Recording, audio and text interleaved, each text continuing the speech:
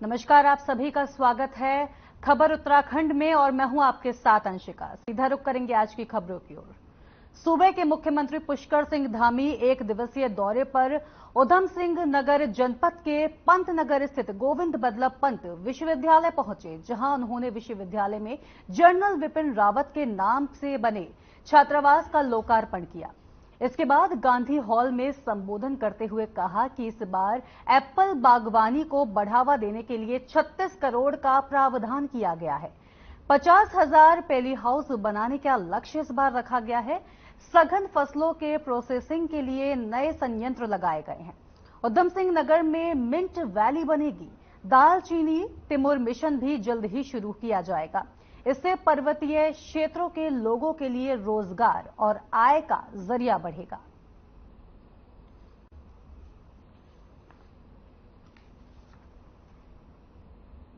सभी लोग काम कर रहे हैं और कल जहां 6 इंच की पाइप चली गई थी उससे भोजन इत्यादि अंदर जा रहा है और आज जो मशीन है ऑगर मशीन, वो मशीन काम कर रही है।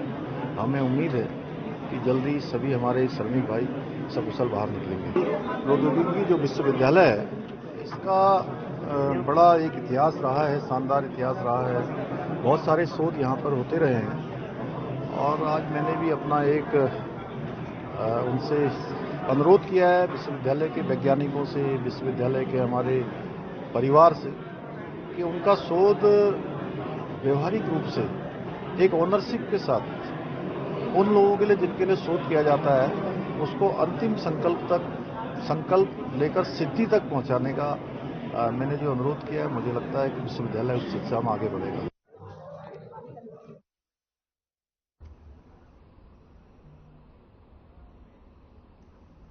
उत्तरकाशी के सिलक्यारा में निर्माणाधीन टनल में फंसे श्रमिकों से सीएम पुष्कर धामी ने बातचीत की और उनका हालचाल जाना।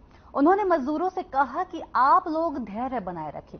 बाहर आप लोगों को लाने के लिए युद्ध स्तर पर कार्य किया जा रहा है। उन्होंने मजदूरों को रेस्क्यू ऑपरेशन के बारे में भी जानकारी दी।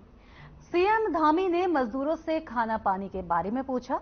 उन्होंने बताया कि उनके परिवारजनों तक उनके सुरक्षित वीडियोस, फोटोज भेज दिए गए हैं। सीएम ने मजदूरों की हिम्मत बांधते हुए कहा कि आप किसी भी चीज की चिंता मत कीजिएगा। यहां हमने एम्बुलेंस, हेलीकॉप्टर की भी व्यवस्था की रखी है।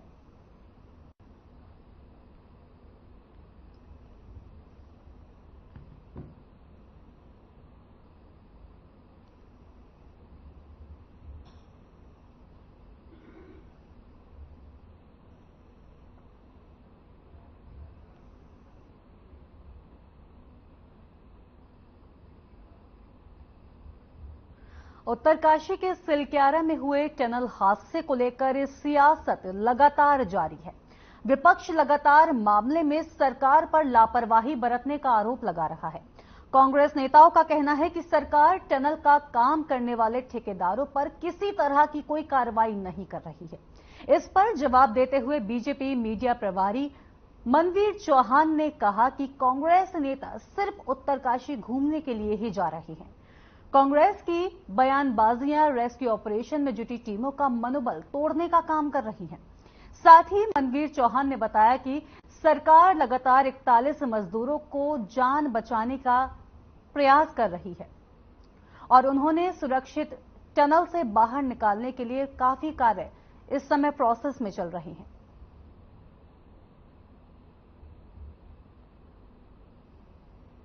चला रही कुछ है नहीं ना मेरे पास आना।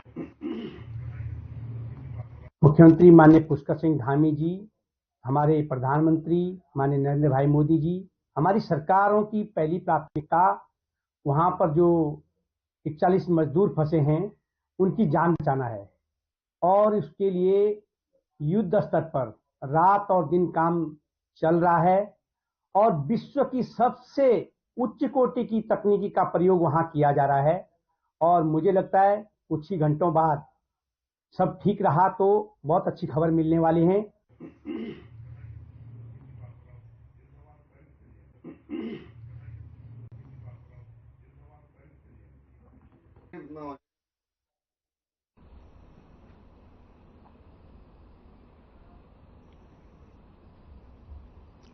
कैबिनेट मंत्री रेखा आर्या ने विकसित विकास भारत संकल्प यात्रा को हरी झंडी दिखाकर रवाना किया है। कैबिनेट मंत्री ने कहा कि पीएम मोदी द्वारा चलाई जा रही जन कल्याणकारी योजनाओं को जन जन तक पहुंचाया जाएगा। उत्तरकाशी टनल हादसे पर मंत्री रेखा आर्या ने कहा कि मुख्यमंत्री सीएम धामी घटना पर लगातार समीक्षा कर रहे हैं, जबकि पीएम मोदी की निगरानी लगातार इस ओर बनी हुई है। जल्द ही टनल से सभी 41 मजदूरों को सुरक्षित बाहर निकाल लिया जाएगा।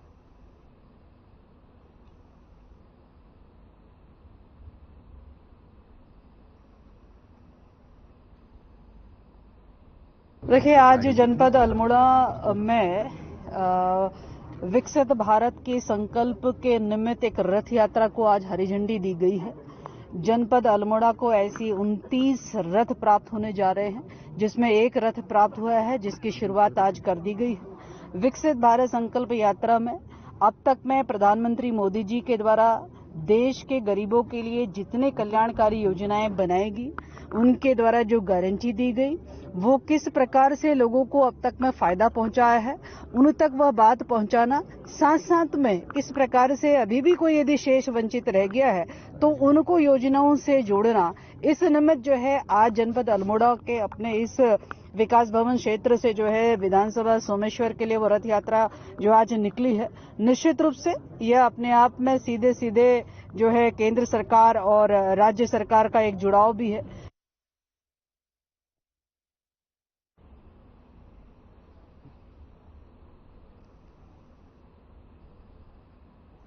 ऋषिकेश कोतवाली पुलिस ने जाता बस्ती के 3 चोरों को गिरफ्तार किया है। आरोपियों के कब्जे से पुलिस ने आशुतोष नगर में बंद पड़े घर से चोरी हुआ सामान बरामद किया है। आरोपियों को पुलिस ने न्यायालय में पेश किया, जहां कोर्ट के आदेश पर पुलिस ने आरोपियों को जेल पहुंचा दिया है। कोतवाल शंकर सिंह बिष्ट ने बताया कि 17 नवंबर को आशुतोष नगर स्थित अंजलि चौहान के घर में अज्ञात चोरों ने चोरी की वारदात को अंजाम दिया था। शिकायत मिलने पर पुलिस ने मामले में मुकदमा दर्ज कर अपनी जांच पड़ताल शुरू कर दी थी।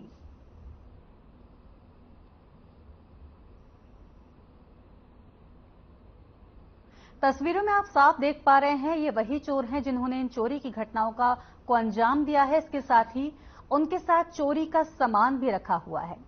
बता दें, चोर इसी तरह की घटनाओं को अंजाम दिया करते थे, बंद पड़े घरों को अपना निशाना बनाया करते थे और वहां से सामान गायब कर बेच दिया करते थे। लेकिन ऋषिकेश पुलिस ने तत्परता दिखाते हुए इस बार इनको ऐसा करने से रोक लिया। इसके साथ ही पुरानी चोरी का सामान भी बरामद कर लिया है और जिसका सामान है वहां तक पहुंचा दिया जाएगा।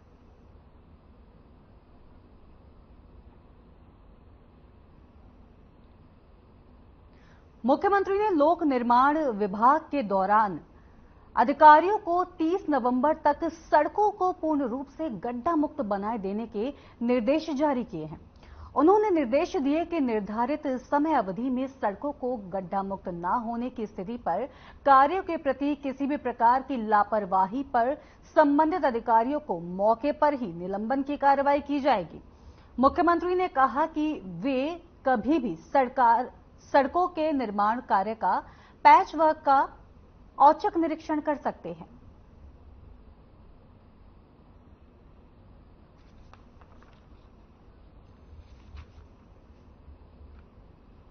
इसमें पहले भी जो है मुख्यमंत्री जी ने निर्देश दे दिए थे, वर्षा ऋतु के दौरान ही निर्देश दिए थे कि इनकी निविदाएं आमंत्रित करके इस तरह से तैयारी कर ली जाए कि जैसे ही बारिश बंद होती है तो जितनी क्षतियां इस तरह की हैं सड़कों में, उन गड्ढों की, और उनको तत्काल दुरुस्त किया जाए। तो हम सितंबर से ही इसमें लगे हुए हैं और इस 3 महीने का सितंबर, अक्टूबर, नवंबर का 3 महीने का हमारा लगभग 4700 किलोमीटर का टारगेट था, जिसमें से कि हमने लगभग 4000 किलोमीटर के करीब कर लिया है और 700 किलोमीटर हमें और इस दौरान करना है और उस पर सभी डिवीज़न लगे हुए हैं। कल मुख्यमंत्री जी की बैठक हुई थी, उसके बाद भी मैंने फील्ड को निर्देश दिए हैं, तो हम 30 नवंबर तक ये टारगेट अचीव कर लेंगे। ऋषिकेश कोतवाली में व्यापार मंडल और परिवहन संस्थानों के पदाधिकारियों के साथ इंस्पेक्टर शंकर सिंह बिष्ट ने बैठक की। बैठक में शहर के ट्रैफिक और अतिक्रमण को लेकर चर्चा हुई। बैठक में निर्णय लिया गया कि व्यापारी और चालक नो पार्किंग में अपने वाहन खड़े नहीं करेंगे। पुलिस को अतिक्रमण के मामले में भी अपना पूरा सहयोग देंगे। बैठक में इंस्पेक्टर शंकर सिंह बिष्ट ने परिवहन संस्थाओं के पदाधिकारियों से वाहन चालकों को ट्रैफिक नियमों का पालन करने के निर्देश दिए। इसके साथ ही इंस्पेक्टर शंकर सिंह बिष्ट ने बताया कि शहर की सुरक्षा को लेकर व्यापारियों से सकारात्मक बैठक हुई है।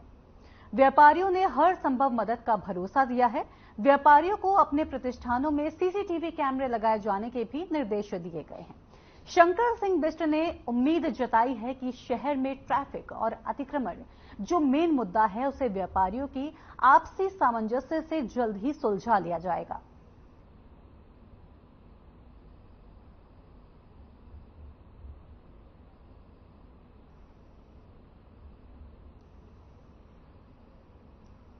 बता दें कि ऋषिकेश में ट्रैफिक का मुद्दा बड़ा बन चुका था।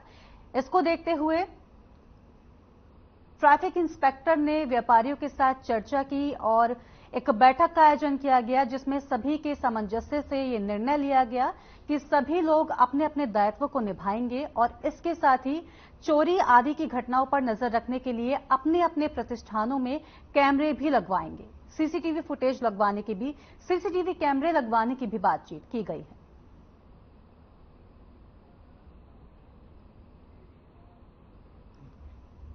बेरोजगार संघ के अध्यक्ष बॉबी पवार और एक वोट एक रोजगार के संयोजक प्रवीण काशी ने संयुक्त प्रेस वार्ता कर अपनी 7 सूत्रीय मांगों को सरकार के सम्मुख रखा है। मीडिया से मुखातिब होते हुए बॉबी पवार ने कहा कि एक वोट एक रोजगार के संयोजक प्रवीण काशी के साथ आज से बेरोजगार संघ कंधे से कंधा मिलाकर आगे बढ़ेगा।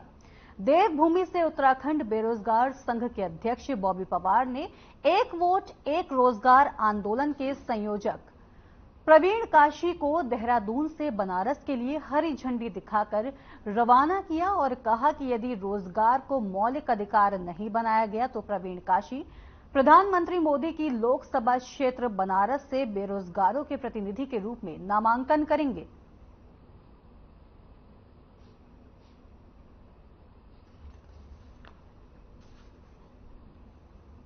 लड़ाई लड़ता तो सबसे लंबे समय से लगातार जो लड़ रहा है वो पूरे देश के लिए प्रेरणा के स्रोत है। हमने जो है आज का जो संघर्ष, जो आज की प्रेस कॉन्फ्रेंस और आज की आपके माध्यम से जो देश तक हम अपनी बात पहुंचाने की कोशिश कर रहे हैं वो ये है कि हम नए भारत की मांग कर रहे हैं। नए भारत में भारत का अर्थ है भारतीय रोजगार तंत्र।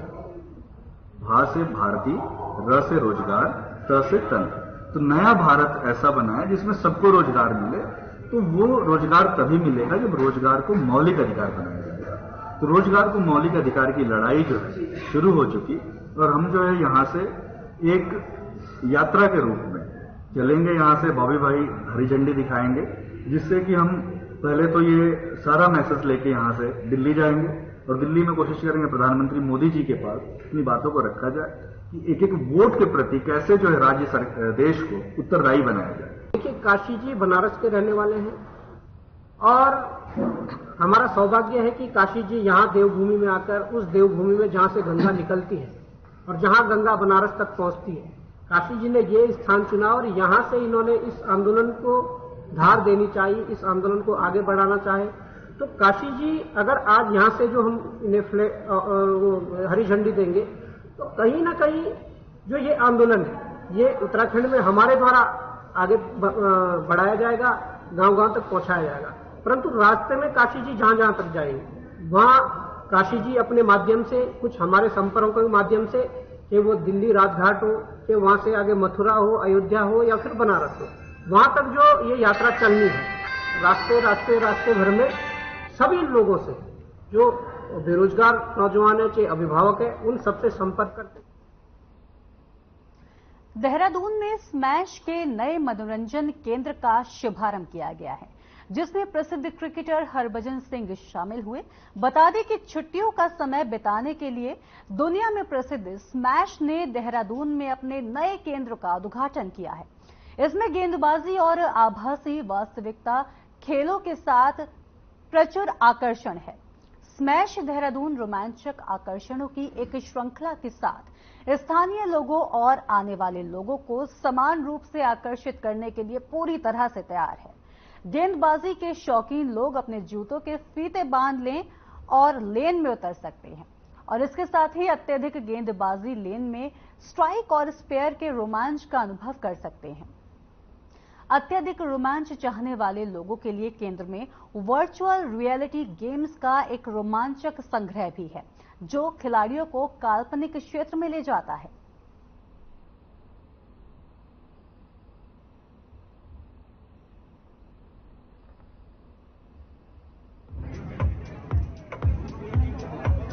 मेरे मैचेस थे देहरादून में, वो ऐसा वो टाइम सेट हुआ कि जब इसकी ओपनिंग भी होनी है, मैं यहाँ पे हूँ, तो शायद ये मेरे हाथ पे ही ओपनिंग लिखी हुई थी। तो मुबारकबाद विशाल भाई को, स्मैश सबको मुबारकबाद, और देहरादून को बहुत बहुत मुबारक, क्योंकि ऐसा सेंटर हमने अक्सर देखा बड़े शहरों में होते हैं और वो फैसिलिटीज जो बड़े शहरों में मिलती है। अब देहरादून एक छोटा शहर है पर बहुत फेमस शहर है, और यहाँ पे एक ऐसा सेंटर अपने आप में ये एक ऐतिहासिक बात है। और यहाँ पे बच्चों को बहुत सारी फैसिलिटीज मिलेंगी। इंडोर गेमिंग सेंटर इससे बड़ा शायद मुझे नहीं लगता है कि पूरे उत्तराखंड में होगा या फिर इसके इर्द गिर्द के इलाकों में होगा। तो मैं तो यही कहूँगा कि बहुत बढ़िया है, क्योंकि हर बच्चे को जो है वो गेमिंग सेंटर की ज़रूरत होती है। जब कुछ ऐसे सेंटर बन जाते हैं तो फिर वो परिवार भी पूरा आगे खेल सकता है।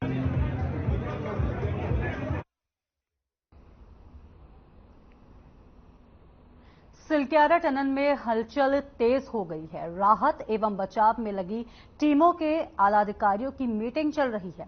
किसी भी समय टनल में फंसे मजदूरों को बाहर निकाला जा सकता है।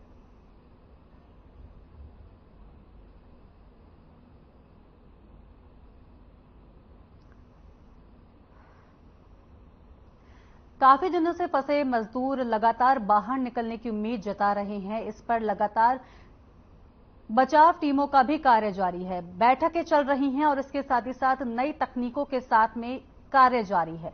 बता दें कि किसी भी समय अच्छी खबर आ सकती है और इसी के लिए एम्बुलेंस और हेलीकॉप्टर तैयार किया गया है। किसी भी सिचुएशन से, किसी भी समस्या से जूझने के लिए तमाम इंतजाम किए गए हैं।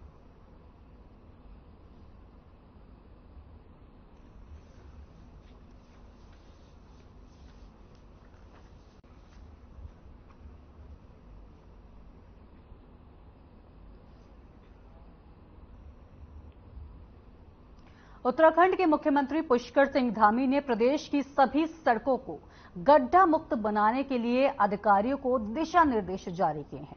मुख्यमंत्री पुष्कर सिंह धामी का कहना है कि 30 नवंबर तक प्रदेश की सभी सड़कें गड्ढा मुक्त कर दी जाएंगी। इसको लेकर उत्तराखंड बीजेपी के प्रदेश अध्यक्ष महेंद्र भट्ट ने कहा कि यह मुख्यमंत्री का काफी सराहनीय निर्णय है। उन्होंने कहा कि अब बरसात का मौसम समाप्त हो चुका है, मौसम इस समय उपयुक्त है और ऐसे में सड़कों को दुरुस्त किया जाना बेहद जरूरी है।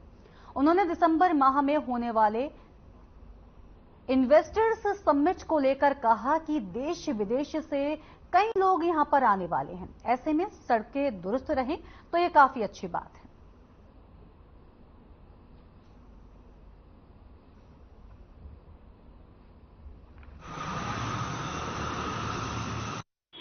निश्चित रूप से, क्योंकि अब मौसम खुल चुका है, ठंड का मौसम आ गया है, सड़कें अच्छी हों, वर्षा काल में देवी क्षेत्र, आपदा क्षेत्र उत्तराखंड रहता है, ये बड़ी मात्रा में बारिश होती है, उसके गड्ढे भी पड़ते हैं। तो मुख्यमंत्री जी का बहुत सराहनीय कदम है और मुख्यमंत्री जी ने सभी अधिकारियों को कहा है कि 30 तारीख तक सारे जो गड्ढे भर दिए जाए, सड़क अच्छी लगे।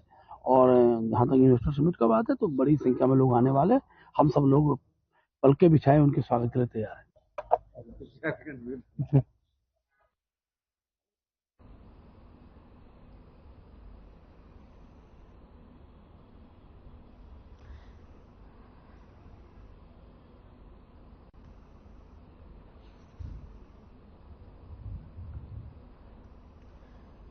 आपको एक बार फिर से बता दें कि उत्तराखंड के मुख्यमंत्री पुष्कर सिंह धामी ने सड़कों को गड्ढा मुक्त बनाने के लिए एक मुहिम शुरू की है। बताया जा रहा है कि 30 नवंबर तक सभी सड़कें गड्ढा मुक्त कर दी जाएंगी।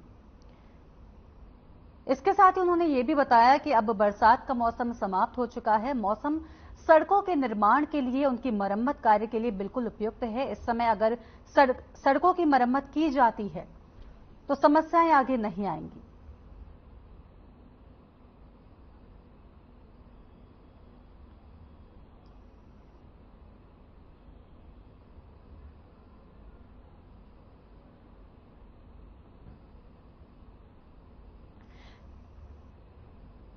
फिर आपको बता दें कि जैसा कि हम सभी जानते हैं कि बरसातों में पहाड़ी इलाकों में सड़कें धंस जाती हैं, बारिश की वजह से लैंडस्लाइड्स हो जाते हैं। उन सभी को देखते हुए अब सभी सड़कों का मरम्मत कार्य शुरू कर दिया गया है और इसके साथ ही शहर में भी सभी सड़कों का मरम्मत कार्य शुरू कर दिया है, जिससे कि आने जाने वाले लोगों को समस्याओं का सामना ना करना पड़े।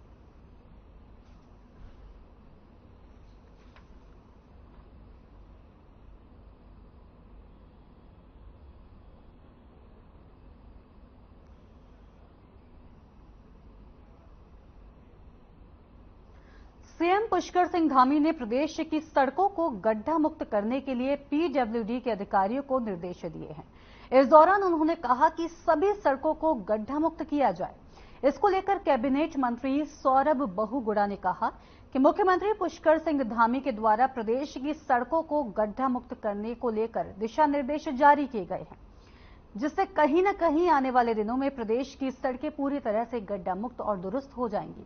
वहीं दूसरी ओर इस मामले को लेकर कांग्रेस प्रदेश प्रवक्ता गरिमा दसोनी महाराणा ने कहा है कि सड़कों को गड्ढा मुक्त करने के निर्देश जारी किए गए हैं, लेकिन अभी तक प्रदेश की सड़कों के हाल बेहाल हैं।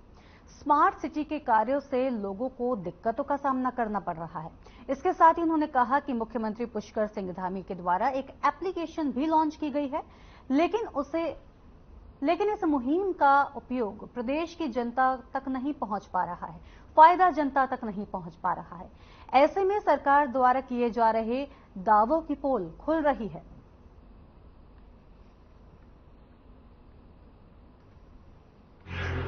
नहीं, देखिए, मैं मुख्यमंत्री जी की बात से एकदम सहमत हूँ और जिस तरीके से उन्होंने पीडब्ल्यूडी के अधिकारियों को एक स्पष्ट निर्देश दिए हैं कि 30 नवंबर से पहले सारे उत्तर प्रदेश की जो रोडें हैं वो गड्ढा मुक्त होनी चाहिए, वरना वो सस्पेंड करेंगे अधिकारियों को। और होना भी चाहिए, क्योंकि सरकार के रूप में हमारा सबका फर्ज यही है कि जो हमारी पब्लिक है उसको कहीं ना कहीं सुविधा पहुंचाई जाए, रोडों का नेटवर्क अच्छा हो।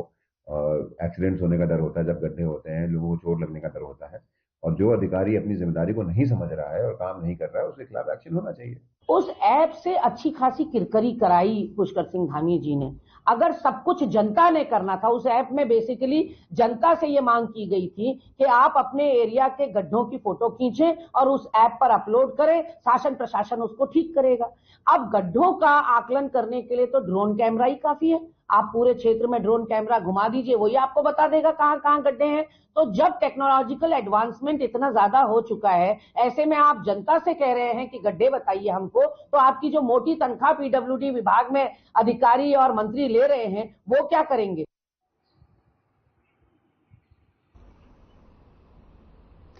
भारत विकास संकल्प यात्रा पूरे देश में चलाई जा रही है और इसी के तहत उत्तराखंड में भी इस यात्रा को हरिद्वार और उधम सिंह नगर जिले में चलाया गया। उत्तराखंड बीजेपी के प्रदेश अध्यक्ष महेंद्र भट्ट ने कहा कि ये एक सरकारी कार्यक्रम है। बीजेपी सरकार का एक महत्वपूर्ण सहयोगी अंग होने के चलते इसमें बड़े स्तर पर भाग ले रहे हैं। यही वजह है कि प्रदेश में बीजेपी के काफी संख्या में पदाधिकारी और कार्यकर्ता इस संकल्प यात्रा के दौरान शामिल होंगे। केंद्र सरकार और राज्य सरकार की तमाम योजनाओं को जनता तक पहुंचाने का काम किया जाएगा और आम जनता के हित को लेकर सरकार ने जो निर्णय लिए हैं उन सभी से लोगों को अवगत कराया जाएगा।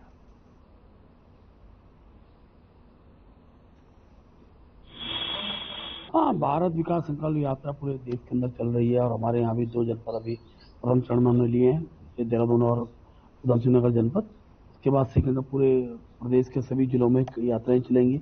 ये सरकारी कार्यक्रम है, लेकिन क्योंकि भारतीय जनता पार्टी सरकार का एक अंग है, सहयोगी अंग है, तो तो हमने अपने कार्यकर्ताओं से कहा कि संकल्प यात्रा में पूरी तरह कार्यकर्ता जुटेंगे और अंतिम पायदान वाले व्यक्ति को जो सरकार द्वारा योजनाएं दी जाती है, जो योजनाएं तय हैं उन तक पहुंची हैं, पहुंचाने का क्या तरीका हो, इस सारे विषय पर भी सार्वजनिक चर्चाएं उसमें होंगी। मैं भी जाना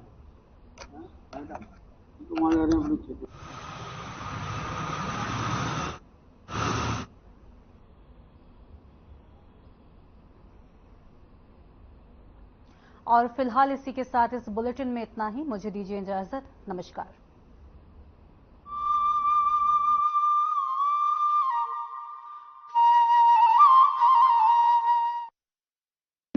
Hey mom, hey, look, I can download